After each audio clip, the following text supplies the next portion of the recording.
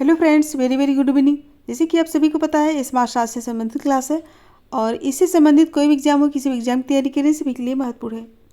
और जो बच्चे इस चैनल पर न्यू है, प्लीज़ चैनल को सब्सक्राइब कर लीजिएगा और ज़्यादा से ज़्यादा से हम शेयर कीजिए, पसंद आए तो लाइक कीजिए। आई होप ये क्लास जो पसंद आएगी। तो चलिए देर नहीं करते हुए आज की क्लास स्टार्ट करते हैं।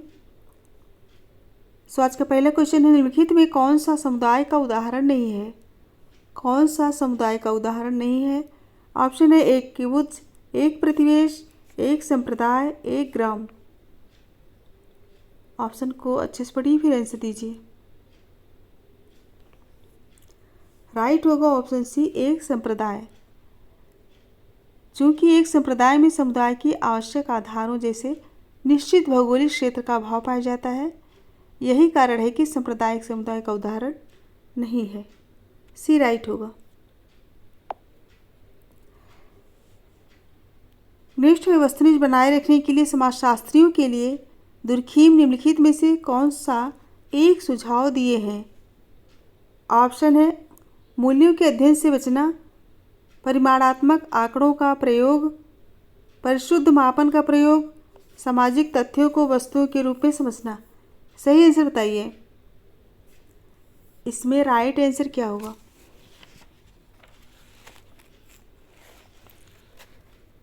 राइट होगा ऑप्शन डी, सामाजिक तथ्यों को वस्तुओं के रूप में समझना। डी करेक्ट होगा। निष्ठ एक तीव्र परिवर्तनशील समाज में सामाजिक नियंत्रण कमजोर हो जाता है तथा विचलन व्यवहार में वृद्धि धीमी होती। इसी स्थिति को सर्वोत्तम रूप से कहा जा सकता है। ऑप्शन है, अराजकता की स्थिति, विसंबंध की स्थिति, प्रतिमानता की स्थिति या फिर विचलन की स्थिति। सही आंसर क्या होगा?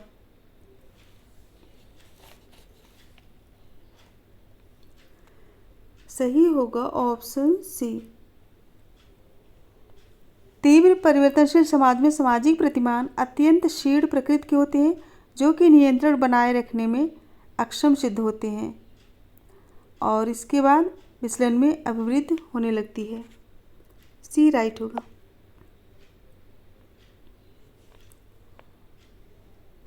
नेक्स्ट है, जब एक अप्रवासी समूह अपने पूर्व की सांस्कृतिक पहचान छोड़ देता है तथा मेजबान समूह को अपनाता है तो उसे क्या कहा जाता है? ऑप्शन है, आत्मसातकरण, एकीकरण, पर संस्कृतिकरण या फिर संस्कृतिकरण। इसमें सही आंसर क्या होगा? सो राइट आंसर होगा ऑप्शन ए, आत्मसातकरण। आत्मसातकरण एक ऐसी प्रक्रिया है जिसमें विभिन्न संस्कृतियां या संस्कृतियों के व्यक्ति जो समूह एक समान इकाई के रूप में मिल जाते हैं, उसे क्या कहेंगे? आत्मसातकरण। एक करेक्ट होगा। नेक्स्ट निम्नलिखित में से कौन सा एक एकीकरण का उदाहरण नहीं है? कौन सा एक एकीकरण का उदाहरण नहीं है? ऑप्शन है, 1947 में स्वतंत्रता के पश्चात भारतीय रियासतों का भारत संघ में विलयन और बी, शिक्षा में त्रिभाषाई सूत्र का प्रारंभ और सी, अनुसूचित जातियों तथा अनुसूचित जनजातियों के लिए आरक्षण का प्रावधान और डी, विभिन्न धार्मिक समूहों के लिए विभिन्न विधानों का अधिनियमन। पूछा गया कौन सा एक एकीकरण का उदाहरण नहीं है? अच्छे से पढ़िए, फिर आंसर दीजिए। सही आंसर क्या होगा? ऑप्शन डी होगा। एक प्रक्रिया के रूप में एकीकरण समाज में समूह की दृढ़ता एवं व्यवस्था बनाए रखने में सहायक है। सो ऑप्शन डी राइट होगा।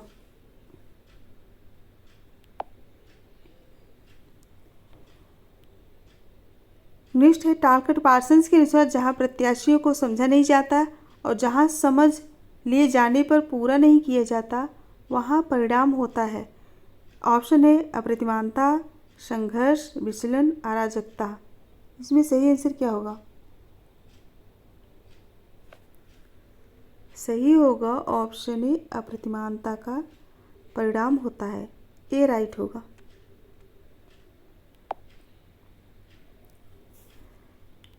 नेक्स्ट निम्नलिखित में से प्रतिस्पर्धा के संबंध में कौन सही है? ऑप्शन है, चाहे वस्तुओं की पूर्ति सीमित हो, क्रियाकलाप उद्देश्य निर्देशित हो और सी है, यह एक निरंतर प्रक्रिया है जब तक उद्देश्य की प्राप्ति अथवा समाप्त न हो, और डी अपने विरोधी को हराने का मुख्य सरोकार हो। क्वेश्चन नंबर 7 अच्छे से पढ़िए फिर आंसर दीजिए। पूछा गया है प्रतिस्पर्धा के संबंध में कौन सही है। चारों ऑप्शन अच्छे से पढ़िए फिर आंसर दीजिए। ऑप्शन को अच्छे से पढ़िए, कोड देखिए फिर आंसर दीजिए। इसमें सही आंसर क्या होगा? राइट होगा ऑप्शन बी, चाहे वस्तुओं की पूर्ति सीमित हो, और बी है क्रियाकलाप उद्देश्य निर्देशित हो, और तीसरा है यह एक निरंतर प्रक्रिया है जब तक उद्देश्य की प्राप्ति अथवा समाप्त न हो। बी राइट होगा, पहला, दूसरा और तीसरा।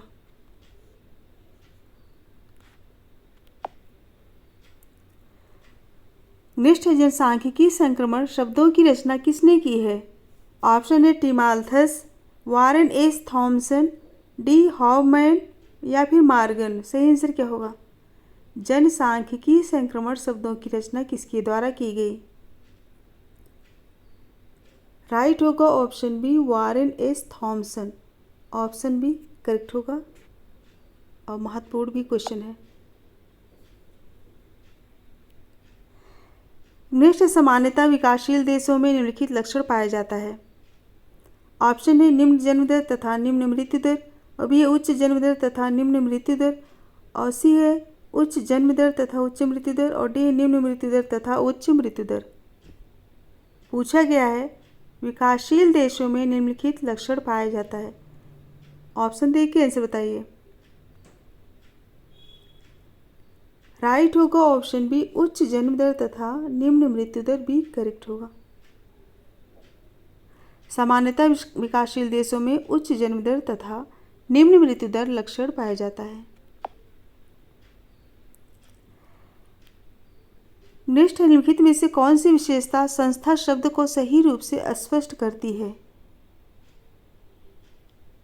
ऑप्शन है एक स्थान जहां बहुत से लोग कार्य करते हैं, और बी है संबद्ध लोकरीतियां तथा लोकाचारों का समुच्चय जो एक मुख्य समारोह में समन्वित है, उसे एक कार्यकाल समूह जहां महत्वपूर्ण कार्यों को किया जाता है, और डी है एक संगठन जो कुछ महत्वपूर्ण सामाजिक कार्यों को करने में व्यस्त रहता है।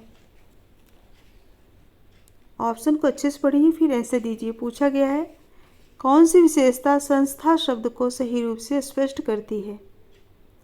इसमें राइट आंसर क्या होगा? राइट होगा ऑप्शन बी, संबद्ध लोकरीतियां तथा लोकाचारों का समुच्चय जो एक मुख्य समारोह में समन्वित है। और मैकाइवर का कहना है कि संस्थाएं सामूहिक क्रिया की विशेषता व्यक्त करने वाली कार्य प्रणाली के स्थापित स्वरूप अथवा अवस्था को कहते हैं। नेक्स्ट निम्नलिखित में से प्रतिस्पर्धा के संबंध में कौन सही है? प्रतिस्पर्धा के संबंध में कौन सही है? ऑप्शन ए राज्य, जनजाति, संपत्ति, सरकार। कोड दे के आंसर बताइए। प्रतिस्पर्धा के बारे में पूछा गया है। ऑप्शन सी राइट होगा, संपत्ति और सरकार। संपत्ति और सरकारी प्रतिस्पर्धा संबंध को दर्शाते हैं।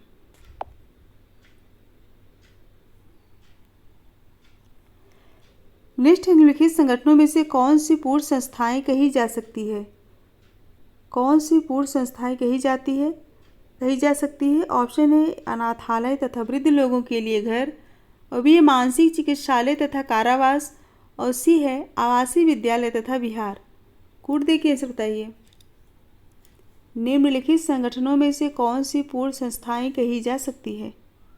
सही आंसर क्या होगा? ऑप्शन ए राइट होगा, अनाथालय तथा वृद्ध लोगों के लिए घर, और मानसिक चिकित्सालय तथा कारावास, आवासीय विद्यालय तथा विहार, तीनों राइट होंगे। सभी विकल्प क्या है? पूर्ण संस्थाएं हैं। ए राइट होगा।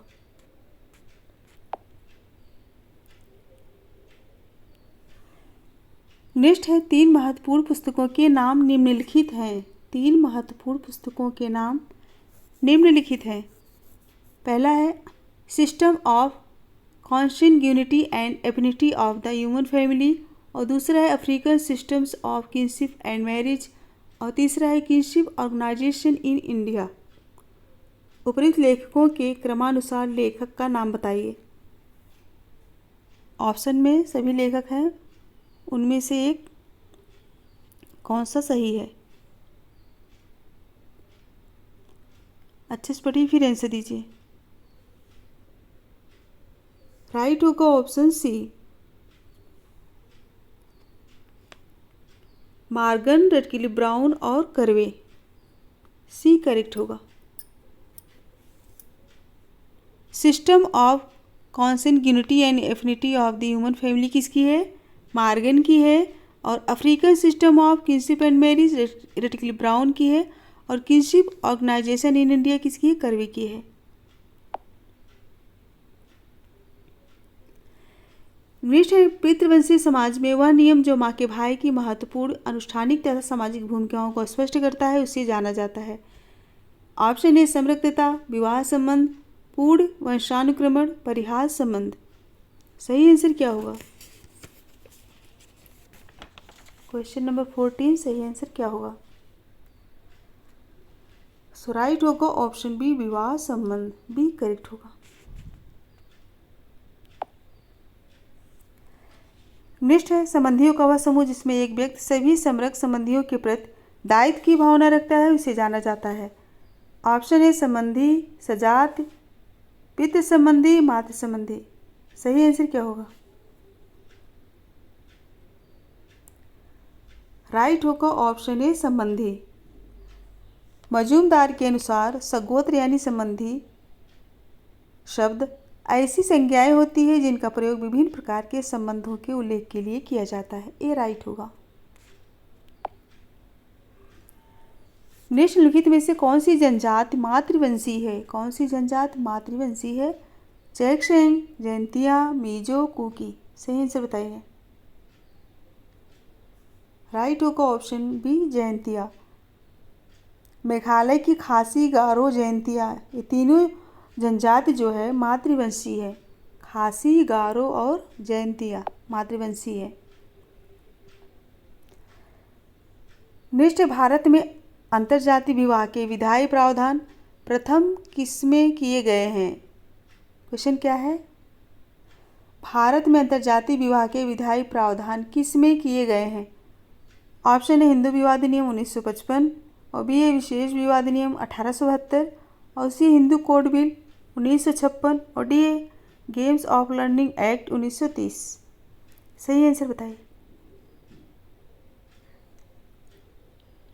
राइट होगा ऑप्शन बी, विशेष विवाह अधिनियम 1872 द्वारा भारत में अंतर्जातीय विवाह के विधायी प्रावधान की सर्वप्रथम व्यवस्था की गई है। प्रथम पूछा गया तो याद रखिएगा 1872। निम्नलिखित में से औद्योगिक समाज में परिवार का कौन सा प्रकार नहीं है? औद्योगिक समाज में परिवार का कौन सा प्रकार नहीं है? ऑप्शन है उत्पादन की इकाई के रूप में कार्य करना, और बी बच्चों को सामाजिक मूल्यों तथा संस्कृति का संप्रेषण करना, और सी उपभोग इकाई के रूप में कार्य करना, और डी बच्चों को शिक्षा प्रदान करना। सही आंसर क्या होगा? ऑप्शन अच्छे से पढ़िए फिर आंसर दीजिए। राइट होगा ऑप्शन ए, उत्पादन की इकाई के रूप में कार्य करना। ऑप्शन ए करेक्ट होगा। नेक्स्ट है मूल परिवार की रचना में निम्नलिखित में से कौन से संबंध है? ऑप्शन ए कल्पित संबंध, वैवाहिक संबंध, अनुष्ठानिक संबंध, समरस संबंध। सही आंसर बताइए। राइट आंसर क्या होगा? ऑप्शन सी होगा, वैवाहिक संबंध और समरस संबंध। मूल परिवार यानी कि एटॉमिक फैमिली की संज्ञा किसने दी थी? जिमरमैन ने। और किस पुस्तक में? फैमिली एंड सिविलाइजेशन में। और मूल परिवार की रचना वैवाहिक संबंध और समृद्ध परिवार से संबंधित है। इम्पॉर्टेंट है, याद कीजिएगा। नेक्स्ट है, भारत में निम्नलिखित में से प्राय कौन से प्रकार के लोगों में संयुक्त परिवार नहीं मिलते हैं? भारत में निम्नलिखित में से प्राय कौन से प्रकार के लोगों में संयुक्त परिवार नहीं मिलते हैं? ऑप्शन नगरीय व्यापारी वर्ग, और बी है व्यवसायी वर्ग, और सी है भूमि रहित मजदूर, और डी है ग्रामीण भूस्वामी वर्ग। सही आंसर क्या होगा? ऑप्शन सी, भूमि रहित मजदूर। भूमि रहित मजदूर वर्ग रोजगार की तलाश में अपने परिवारों से बिखरे होते हैं और उस वर्ग में संयुक्त परिवार का अभाव पाया जाता है। इसी वजह से संयुक्त परिवार का जो है अभाव रहता है। नेक्स्ट है, मैक्स वेबर ने पूंजीवाद के विकास का संबंध जोड़ा है। ऑप्शन ए पुनर्जागरण से, कृषक प्रतिवाद से, कैल्विनवाद से, या फिर कैथोलिकवाद से। सही आंसर बताइए। राइट क्या होगा? ऑप्शन सी, कैल्विनवाद से।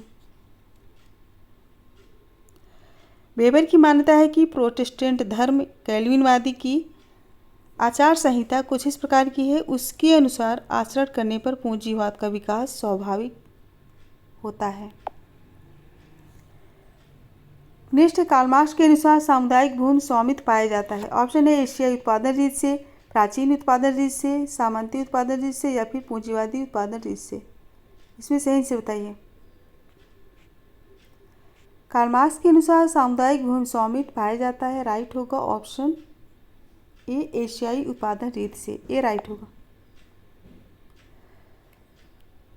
नेक्स्ट है, अति नगरीकरण शब्द निम्न चार अर्थों में किससे सबसे अधिक नज़दीक है?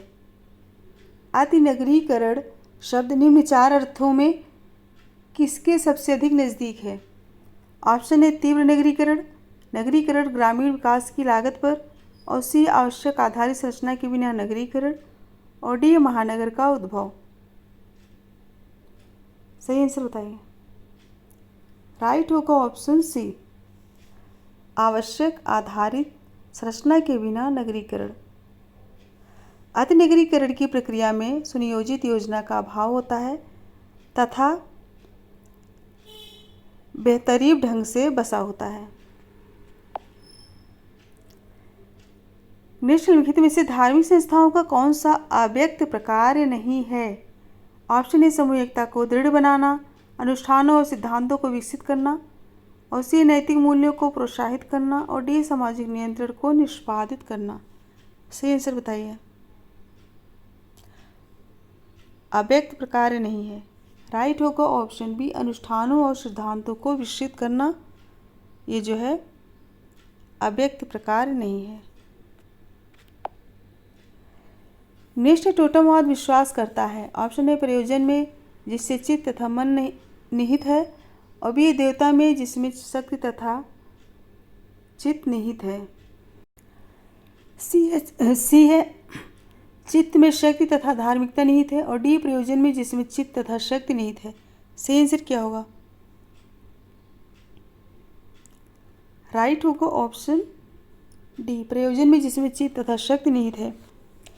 टोटम जनजातियों का प्रतीक एवं पवित्र चिन्ह होता है, जो पशु पक्षी पेड़ पौधे आदि कुछ भी हो सकते हैं। डी राइट होगा। नेक्स्ट है, आदिम समाज में आत्मा की अवधारणा अणिमा संबंधी विश्वास व्यवस्था के सिद्धांत का सूत्रपात किसके द्वारा किया गया? Very very important. आदिम समाज में आत्मा की अवधारणा अणिमा संबंधी विश्वास व्यवस्था के सिद्धांत का सूत्रपात किसके द्वारा किया गया? Durkheim, Tyler, max weber, Fraser. सही आंसर बताइए। सही आंसर क्या होगा? राइट होगा ऑप्शन बी, टायलर। आदिम धर्म के बारे में सर्वप्रथम सिद्धांत आत्मवाद का प्रतिपादन टायलर ने किया था। नेक्स्ट है, ऐसे विश्वास जो कि जादुई वृत्ति जो एक वस्तु पर निष्पादित की जाती है उसका प्रभाव दूसरी वस्तु पर पड़ता है तो क्या कहा जाता है? ऑप्शन ए पुनरावृत्त जादू, काला जादू, अनुकंपी जादू, सफ़ेद जादू। सही आंसर बताइए। सही होगा ऑप्शन ए पुनरावृत्त जादू। फ्रेजर ने जादुई सिद्धांत को दो भागों में बांटा है। समान क्रिया का समान परिणाम होता है और दूसरा एक बार रहा संपर्क सदैव का संपर्क होता है। प्रथम समानता के नियम पर जबकि दूसरा जो है संपर्क के नियम पर आधारित है। पहला क्या है, समानता के नियम पर आधारित है और दूसरा संपर्क के नियम पर आधारित है। निम्नलिखित कथनों में से कौन सा मेलिनोव्स्की की साक्षरता पूर्व समाज विशेष समझ के सर्वाधिक निकट है? ऑप्शन है धर्म जादू तथा विज्ञान एक दूसरे से संगत है और बी है धर्म जादू तथा विज्ञान साक्षरता पूर्व समाजों के अभिन्न अंग है और सी जादू का धर्म वस्तुनिष्ठ परिणामी नहीं है जबकि क्योंकि वह पूर्णतः कल्पनात्मक है और डी साक्षरता पूर्व लोगों के जीवन में विज्ञान कोई भूमिका निष्पादित नहीं करती है। ऑप्शन लंबा है, अच्छे से पढ़िए फिर आंसर दीजिए। पूछा गया है मेलिनोव्स्की की साक्षरता पूर्व समाज विषयक समझ के सर्वाधिक निकट कौन है? सही क्या होगा? ऑप्शन बी धर्म जादू तथा विज्ञान साक्षरता पूर्व समाजों के अभिन्न अंग है। मेलिनोव्स्की तथा ब्राउन ने आदिम धर्म की प्रकारवादी व्याख्या प्रस्तुत की थी। उन्होंने बताया कि धर्म जादू तथा विज्ञान साक्षरता पूर्व समाजों के अभिन्न अंग हैं। बी करेक्ट होगा। नेक्स्ट है आदिम समाजों में दीक्षा समारोह प्रकार्यात्मक है क्योंकि वे ऑप्शन है सर्वोच्च शक्ति तथा परंपरा के मूल्य के अनुष्ठान और उनकी नाटकीय अभिव्यक्तियाँ हैं और बी सर्वोच्च शक्ति तथा परंपरा के मूल्य की प्रथागत तथा लोक अभिव्यक्ति है और सी है सर्वोच्च शक्ति तथा परंपरा के मूल्य की अंधविश्वास तथा नातेदारी अभिव्यक्ति है और डी उपरोक्त में से कोई नहीं। पूछा गया आदिम समाजों में दीक्षा समारोह प्रकार्यात्मक है क्योंकि वे सही आंसर क्या होगा? सही होगा ऑप्शन बी सर्वोच्च शक्ति तथा परंपरा के मूल की प्रथागत तथा लोक अभिव्यक्त है। बी राइट होगा। समाज में संस्कृत की आवश्यकता एवं महत्व को प्रदर्शित करने के लिए प्रकारवाद का उदय हुआ और उनका मत है कि संस्कृत का कोई भी तत्व व्यर्थ नहीं होता है। नेक्स्ट निम्नलिखित में से राज्य की कौन सी विशेषता नहीं है? राज्य की कौन सी विशेषता नहीं है? ऑप्शन है राजनीतिक उपकरण संजातीयता भूभाग कानून एवं बल प्रयोग। सही आंसर बताइए। सही आंसर क्या होगा? राइट होगा ऑप्शन बी संजातीयता। राज्य भी एक तरह का सामाजिक समूह है। इसमें सामाजिक नियंत्रण की द्वितीय प्रणाली पाई जाती है और राज्य के लिए भू क्षेत्र जनता सरकार और संप्रभुता होना अनिवार्य होता है। बी करेक्ट होगा। सो फ्रेंड्स 30 क्वेश्चन कंप्लीट हुए और पसंद आए तो लाइक कीजिए। अभी से पढ़ना स्टार्ट कर दीजिए। आप लोग पढ़ेंगे तो मेरा भी मन करेगा पढ़ाने का। और जो बच्चे चैनल पर न्यू है प्लीज़ चैनल को सब्सक्राइब कर लीजिएगा और बेल आइकन को प्रेस कीजिएगा जिससे आने वाला नोटिफिकेशन आप सभी तक पहुंच सके। सो मेरे साथ बने रहने के लिए thank you so much. Good bye, good night.